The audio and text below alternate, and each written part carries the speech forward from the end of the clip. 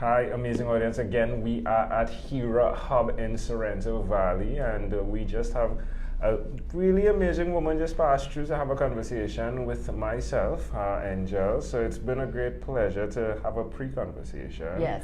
And now we have Michelle Tull. Michelle, it's a great pleasure to connect with you. It's great to connect with you too. So tell me, which of your talents is responsible for us connecting at this specific time in history? I would think being a good networker.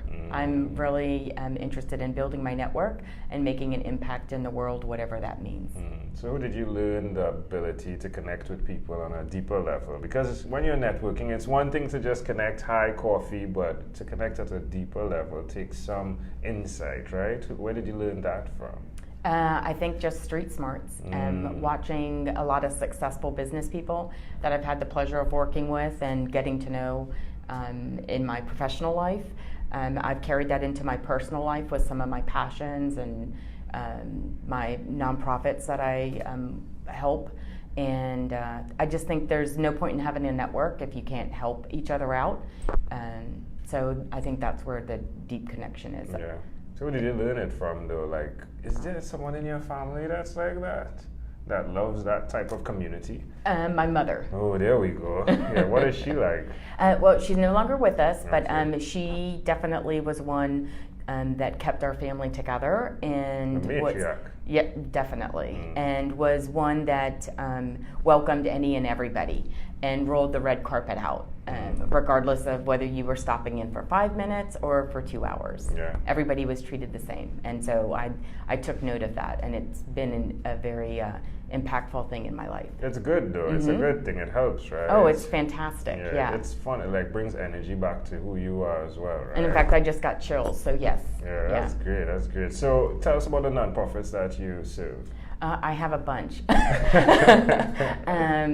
I kind of think of it as like a bunch of C's in my life. I'm really big on double meanings of things.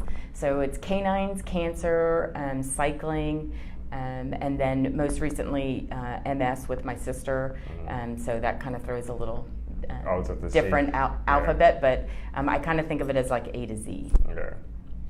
Yeah, we could always put her into conversations, yeah? Yes. Yeah. So maybe it's 12 different things. Yeah. I don't know. I have a thing for 7 revenue streams. Maybe I need to switch it up to 12. Yeah, yes. add 5 of them. That sounds like fun. What's one other thing you've done consistently over the last 3 years?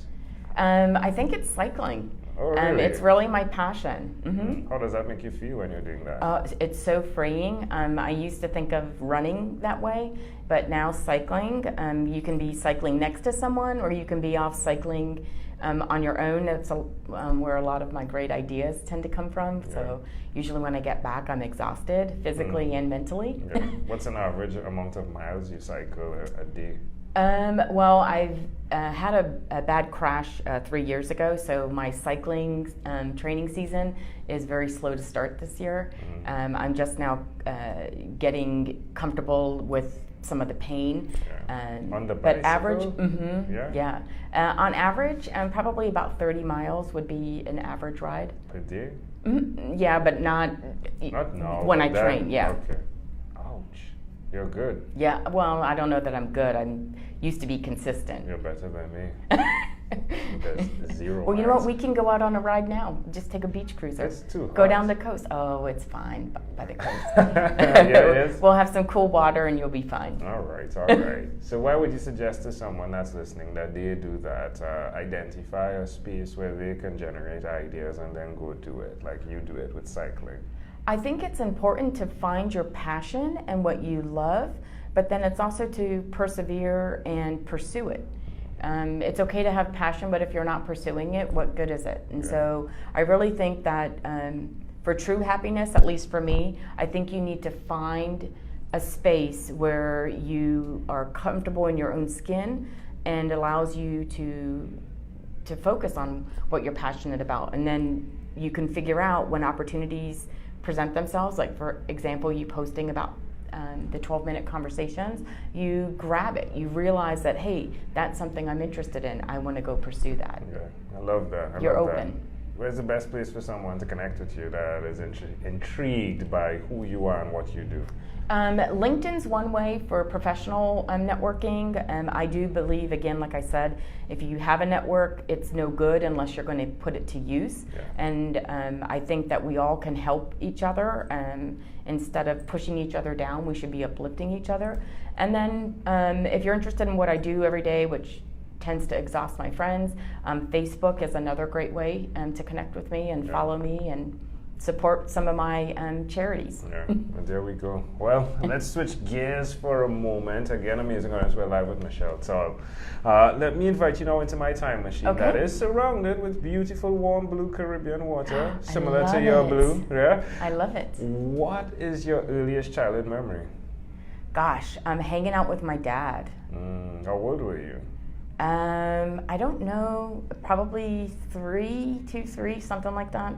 But just hanging out with him and having fun and laughing. Why do you think that memory is so clear?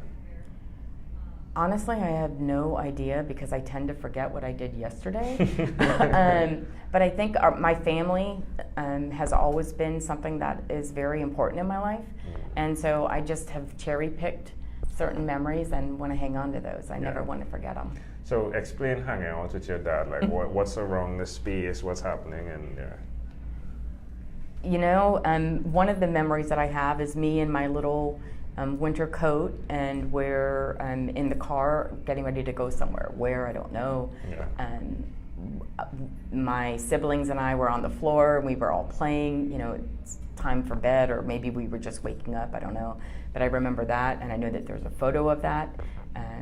It's just things like that. Yeah. Do you see that memory connecting to who you are today? Like you being in the winter coat. So you were in the winter coat getting ready to go somewhere? Yeah, we were inside the car, and I just remember standing up in the car next to him. Okay.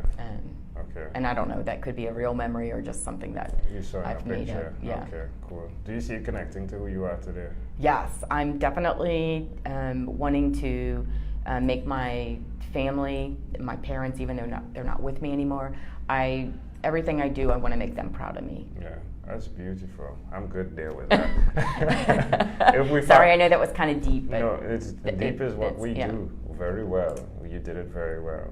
It's good because the driver seat, being the passenger in the driver's seat, represents legacy. Yeah, you get to learn what he's doing from seeing it, but as well you're simulating the driver's seat. You're in the front. You get to determine where you go when you get into the driver's seat.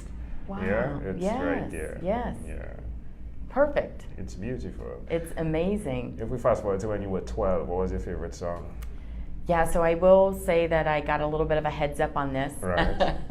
I was going to say Reeling in the Years by Steely Dan, and just because I remember listening to that on the old school radio with my dad, but I would have been around 6 at the time. But I did look up what was hot in 79, that's when I was 12, and Rex Smith, I have to admit. He was an actor and a singer, and it was You Take My Breath Away. Yeah, big into the hair and yeah.